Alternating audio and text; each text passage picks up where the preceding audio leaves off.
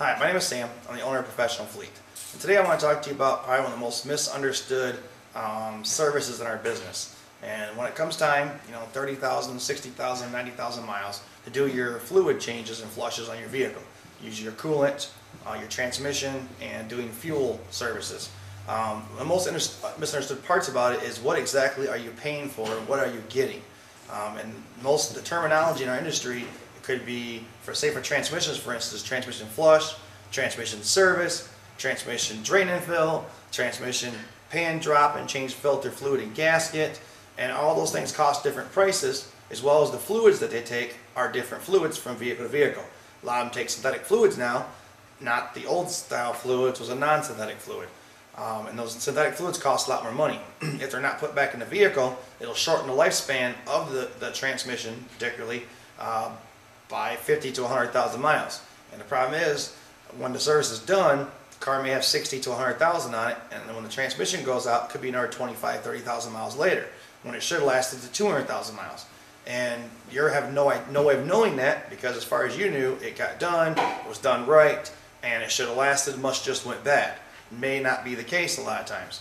So I'm going to talk about more as to what exactly you're getting, what you're paying for, and what to expect from that service. So we'll start with the transmission one, for instance. A lot of the oil change places or dealerships and other repair shops don't have what's called a flush machine. They may just drop the pan, change the filter fluid and gasket, which will get you about 5 to 6 quarts of fluid of that transmission. And the transmission on average holds between 10 and 17 quarts of fluid. So you might pay between $65 and $100 for a transmission service, which is just a pan drop and 5 or 6 quarts. Well, you still have all the rest of the fluid in that transmission that you're mixing new fluid with old dirty fluid. So therefore you didn't really do a flush, you didn't change all the fluid, you only got 5 or 6 quarts at most out of there. And then you would have a transmission drain and fill. A lot of vehicles, just like the oil pan, when you change your oil, will have a plug in them that you take loose, you drain out whatever fluids in that pan, and then fill it back up again. Well, that will get you the same thing, around 4 or 5 quarts of fluid. You still have another 8 to 10, 5 or 6, whatever it be, left in there still. That mixes with the old stuff. So ideally, on a vehicle between 0 miles and 80,000, you want to get all that fluid out before it gets to 100,000 miles. That entails doing a transmission flush. And the whole point behind this is that the fluids will go bad between 60 and 80,000 miles. They no longer protect the transmission or the engine or whatever it is you're trying to flush out like they used to. So you want to change them before they go bad, not after they go bad. If they've already failed and they're already starting to lose the ability to lubricate and protect that part, then that part will start to fail or break down or go bad before it should. So you go to certain oil change places in town and they're going to call it a flush, where they may be just sticking a tube down in the transmission and sucking out or pulling out 4 or 5 quarts. They'll then add those 4 or 5 quarts back into your car, start it and run it, stick the tube down the tube again, suck out another 4 or 5 quarts, add it back to it. In the end, you may have only got 3 or 4 quarts of fluid that's in the 12-quart transmission that's been changed out. The other 8 quarts are still in there and they've mixed with your old fluid, pretty much defeating the whole purpose of doing a service on the transmission. So ideally, you got to figure out if you're getting a flush, a service, or a drain and fill, and you need to ask and be specific. How many quarts are you going to change? How many quarts does my transmission take? How many quarts are you going to put back in? And can I see a sample of it before and after so that I know it was done correctly? And the other thing is a synthetic fluid situation. You can call around and get 10 different prices on a transmission service or fuel service based on what parts or what fluids are going back in your vehicle. Ideally, if it's a synthetic fluid, you want the synthetic fluid to go back into it. If you put a fluid that is, say, universal fluid or may not be synthetic anymore, it will break down faster, it'll cause failure to the part faster.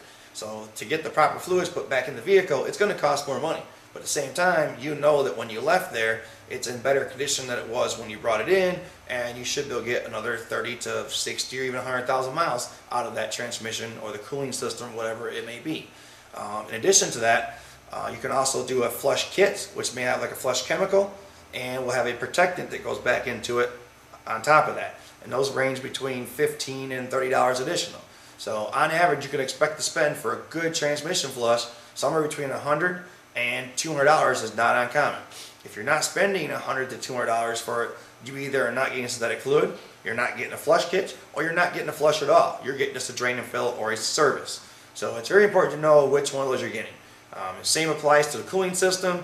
The same kit you can buy that will flush it out, put an additive back in to protect it like they came from the factory. They'll have a sealer and a protectant in it to make it last longer and protect the vehicle.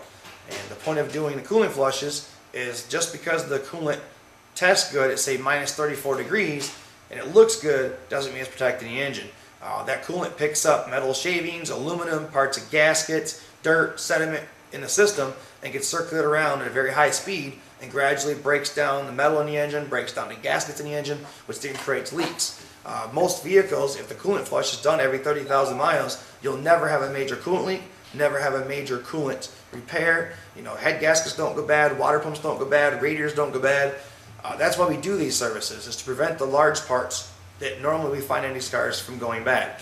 So if the fluids are changed out every 30,000 miles to 60,000, you'll never have to worry about, 90% of the time, you'll never have to worry about having to replace an engine, a transmission, or a water pump, and these parts. So that's why we spend the $50 to $150 or more to do these flushes, because these parts that they protect cost thousands and thousands of dollars.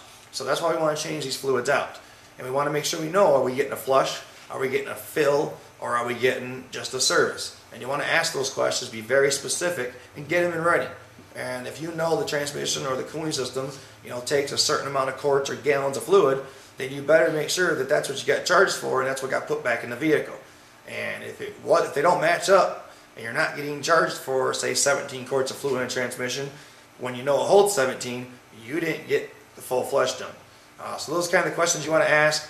The last thing we'll talk about is just fuel injection cleaning and fuel injection services. There's different kits out there, different services out there.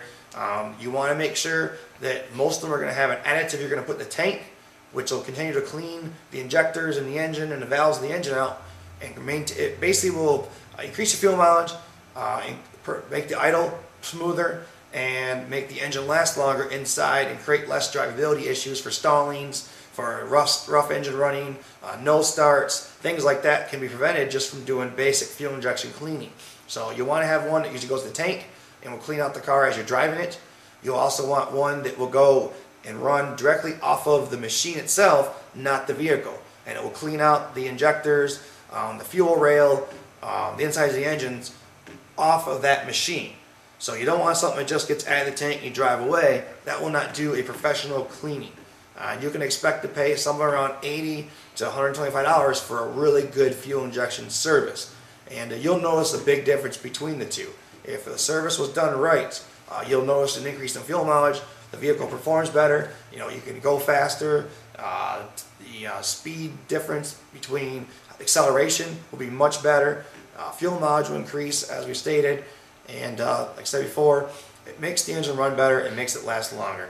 So usually a good service will be done about every 1 to 3 years, depending on how many miles you put in your vehicle. So you can expect to do a fuel injection cleaning, about every 15 to 30,000 miles, depending on driving conditions and driving habits. But those will prevent engine buildup, carbon in the motor, that type of thing. So I hope today you've learned a lot from this, and just learn to ask questions and find out what exactly you're getting for your money. Just calling around, price shopping, and getting 10 different prices, and then going to the cheapest one will not do what you're looking for. You want to be very specific as to what am I getting for my money and why are you charging me this price for it. And then you'll know, you'll be more educated and you'll know what you're getting for your money.